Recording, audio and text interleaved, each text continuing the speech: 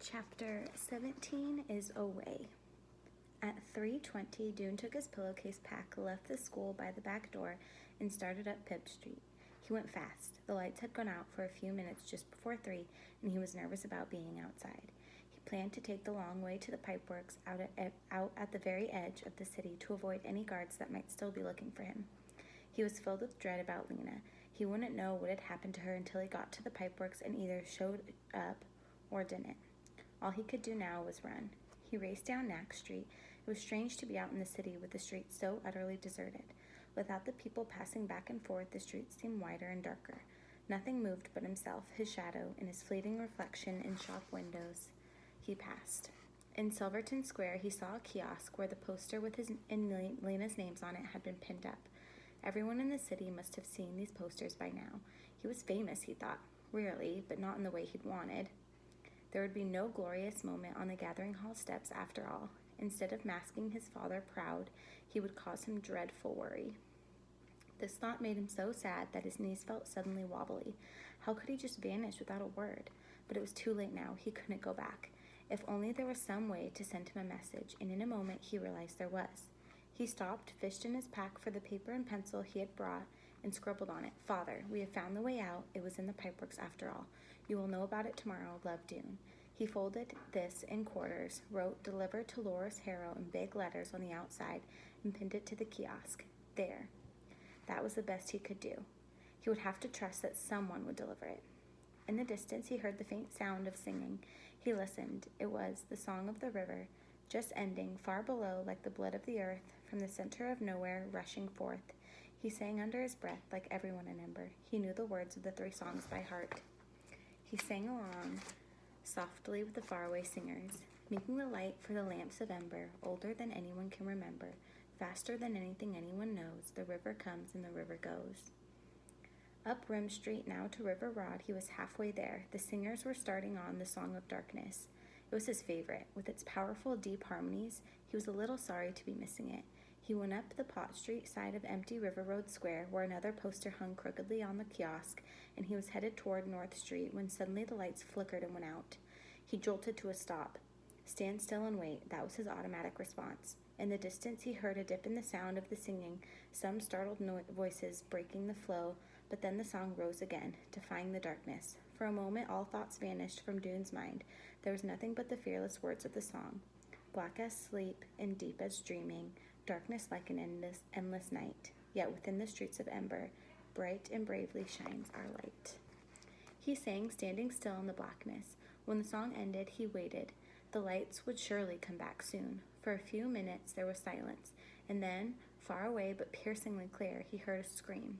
More screams and shouts followed, the sounds of panic. He felt the panic himself, like a hand taking hold of him, making him want to leap up and fling himself against the dark.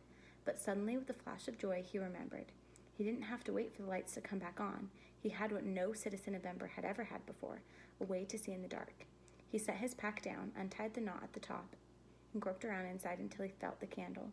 Down in a corner, he found the little packet of matches. He scraped a match against the pavement, and it flared up instantly. He held the flame to the string of the candle, and the string began to burn. He had a light. He had the only light in the entire city. The candle didn't cast its light very far, but it was enough to see at least the pavement in front of him. He went slowly along Pot Street, then turned left on North Street. At the end of the street was the wall of the Pipeworks office. When he got to the Pipeworks entrance, no one was there. A little cloud of moths came to flutter around the flame of his candle, but otherwise, nothing moved in Plummer Square. There was nothing to do but wait. Dune blew the candle out. He didn't want to use it all up in case the light stayed off a long time, and squatted down on the pavement, setting down his bundle and leaning against one of the big trash cans. He waited, listening to the distant shouts, and at last the lights blinked again, and came on. Lena was nowhere in sight. If the guards had found her and taken her, but Dune preferred not to think about that yet. He would wait for a while. She would have been delayed by the blackout if she was on her way. He couldn't see the clock tower from here, but it was probably not quite 4 o'clock. What if she didn't come? The singing was over, the people were dispersing throughout the city, and the guards, no doubt, would soon resume their search for him. Dune clasped his arms together and pressed them hard against his stomach, trying to stop the queasy fluttering. If she didn't come, Dune had 2 choices. He could stay in the city and do what he could to save Lena, Or he could go in the boat by himself and hope Lena could somehow free herself and tell the people of Ember about the way out. He didn't like either of these plans, but he wanted to go down the river, and he wanted to go with Lena. Dune stood up and hoisted his sack again. He was too restless to keep sitting. He walked down to Gappery Street and looked in both directions. Not a single person was in sight. He walked to Plummer Street, thinking that perhaps Lena was coming by way of the city's edge, as he had, to avoid being seen, but no one was there. He didn't even see anyone when he went past Subling Street to the very end of the city. He had to decide what to do.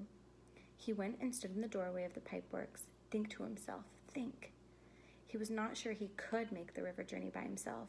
How would he get the boat into the water? Could he lift it without help? On the other hand, how could he help Lena if she was in the hands of the mayor's guards? What could he possibly do that would not just get himself caught too? He felt sick. His hands were cold. He stepped out of the doorway and scanned the square once again. Nothing moved but the moths around the lights. And then down Gappery Street, Lena came running. She came slantwise across the square, and he dashed to meet her. She was hugging a bundle to her chest. "I've come. I'm here. I almost didn't make it," she said, breathing so hard she could barely talk. "And look." She folded back the blanket of her bundle. Dune saw a curl of brown hair and two wide, frightened eyes. "I've brought Poppy." Dune was so glad to see Lena that he didn't mind at all that Poppy was coming with them, making a risky journey even riskier. Relief and excitement flooded through him. They were going. They were going. "Okay," he said, "come on." With his borrowed key, he opened the pipeworks door, and they hurried past the yellow slickers on their hooks and the lines of rubber boots. Dune dashed into the pipeworks office long enough to replace the key on its hook, and then they pulled open the stairway door and started down. Lena stepped slowly because of Poppy, and Poppy clung to her neck, unusually quiet, sensing the strangeness and importance of what was happening. At the bottom of the stairs, they came out into the main tunnel and walked down the path to the west until they came to the marked rock. "How are we going to get Poppy down there?" Dune asked. Lena said, "I'll fasten her to my chest." Setting Poppy down, Lena took off the coat and the sweater she was wearing. With Dune's help, she made her sweater into a sling for Poppy, tying its sleeves behind her neck. Then she put her coat back on and buttoned it up. Dune looked doubtfully at this bulky arrangement. "Will you be able to climb down carrying her like that? Will you be able to reach around her and hold on to the rungs?" "Yes," said Lena. Now that she had Poppy with her, she felt brave again. She could do whatever she needed to. Dune went down first. Lena followed. "Stay very still, Poppy," she said. "Don't squirm." Poppy did stay still, but even so it was not easy going down the ladder with her extra weight. Lena's arms were just long enough to reach past Poppy and hold on to the ladder. She descended very slowly. When she got to the ledge, she stepped sideways, gripped the hand Dune held out for her, and with a deep breath of relief came into the entryway. They walked to the back of the entry hall, and Dune opened the steel panel and took out the key. He slid aside the door to the room where the single boat was, and they went in. Dune took his candle from his sack and lit it. Lena unwrapped Poppy and sat her down at the back of the room. "Don't move from there," she said. Poppy put her thumb in her mouth, and Dune and Lena set to work. Dune's sack went in the pointed end of the boat, which they decided must be the front. They put the boxes of candles and matches into the rear of the boat. It was clear they'd been designed to go there. They fit snugly. The poles labeled paddles were a mystery. Lena thought maybe they were weapons meant for fending off hostile creatures. Dune thought they might fit across the boat somehow to make railings to brace yourself against, but he couldn't get them to work in this way. Finally, they decided just to leave the paddles in the bottom of the boat and figure out what they were for as they went along. Dune dripped a bit of wax on the floor and stood his candle in it so they'd both have hands free. "Let's see if we can lift the boat," he said. With Dune at the rear and Lena at the front, they found they could lift the boat with ease. It was amazingly light, even with the boxes and pack inside it. They set it down again. The next step was to get it in the water somehow, and then get in it themselves. "We can't just drop it in," Lena said. "The river would grab it right away." "That must be what the ropes are for," said Dune. "We lower it in by holding onto the ropes, and tie the ropes to something to keep it from moving." "To what?"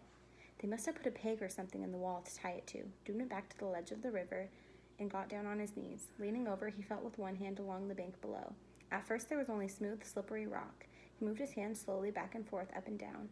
River water splashed against his fingers. At last he felt something, a metal rod attached to the river wall, like the rungs of the ladder they had climbed down. "I found it," he called. He got up again and went back to the boat room. "Let's carry the boat out," he said. He and Lena lifted it and, taking small steps, moved it forward. As they went out the door, Poppy began to wail. "Don't cry," Lena called to her. "Stay right there. We'll be back in a second." They carried the boat right to the edge of the water and set it down carefully, its front end pointing downstream. Dune knelt again, feeling for the metal rod. "Hand me the end of the rope," he said. "Which rope?" Lena thought for a second. She realized it had to be the one attached to the side of the boat nearest her. That would be the side closest to the riverbank when they put the boat in. She uncoiled the rope, ran it around the boat, and handed its end down to Dune, who lay on his stomach with his head hanging over the edge, and knotted the rope to the metal rung on the wall. He got to his feet again, wiping water from his face. "Now," Dune said, "we can put the boat in the water." Another wail came from the boat room. "I'm coming," Lena called. She dashed back for Poppy. She hoisted her up and spoke to her into her ear, in the voice she used for announcing an exciting game. "We're going on an adventure, Poppy. We're going for a ride. A ride into the water. It'll be fun, sweetie, you'll see." She blew out the candle Dune had left and carried Poppy to the river's edge. "Are we ready?" said Dune. "I guess we are." Goodbye to Ember, Lena thought. Goodbye to everyone. Goodbye to everything. For a second, a picture of herself arriving in the bright city of her dreams flashed into her mind, and then it faded and was gone. She had no idea what lay ahead. She set Poppy down against the wall of the entry passage. "Sit here," she told her. "Don't move until I tell you to." Poppy sat, her eyes wide, her plump legs sticking out in front of her. Lena took hold of the rope at the rear of the boat. Dune took hold of the rope at the front. They heaved the boat up and stretched sideways to swing it out over the water. It tipped alarmingly from side to side. "Let it down," yelled Lena. They both let the rope slide through their hands, and the boat fell and hit the water with a slap. It bounced and rocked and pulled against its tether, but Dune's knot held. The boat stayed in place, waiting for them. "Here I go," Dune cried. He bent over, gripping the rim of the boat with one hand, turned backward, and stepped in. The boat tipped sideways under its weight. Dune staggered a step and then found his balance. "All right," he yelled. "Hand me Poppy." Lena lifted Poppy, who began to howl and kick at the side of the bucking boat in the churning water. But Dune's arms were right there, and Lena thrust her into them. A second later, she jumped in herself, and then all three of them were tossed to the floor of the boat by its violent rocking. Dune managed to get to his feet. He hauled on the rope that held the boat to the bank until he was close enough to reach the knot. He struggled with it. Water splashed into his face. He yanked at the knot, loosened it, pulled the rope free, and the boat shot forward.